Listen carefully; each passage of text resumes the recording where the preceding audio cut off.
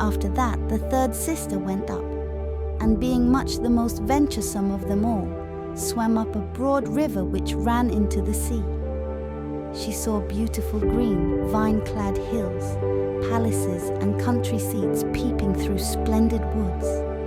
She heard the birds singing, and the sun was so hot that she was often obliged to dive to cool her burning face.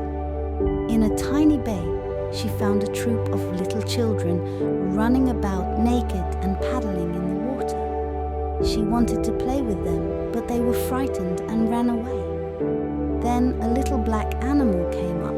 It was a dog, but she had never seen one before. It barked so furiously at her that she was frightened and made for the open sea.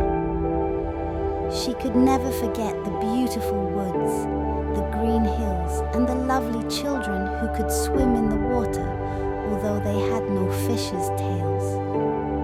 The fourth sister was not so brave. She stayed in the remotest part of the ocean, and according to her account, that was the most beautiful spot. You could see for miles and miles around you, and the sky above was like a great glass dome. She had seen ships, but only far away, so that they looked like seagulls.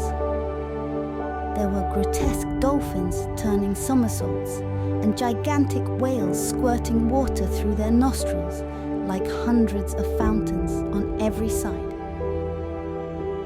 Now the fifth sister's turn came. Her birthday fell in the winter, so that she saw sights that the others had not seen on their first trips.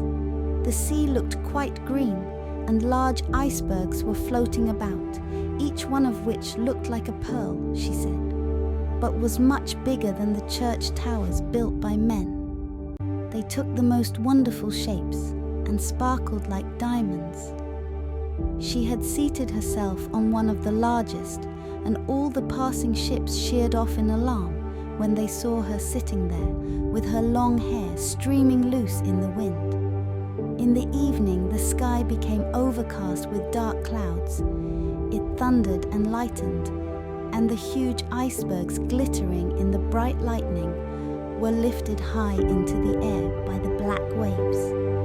All the ships shortened sail, and there was fear and trembling on every side.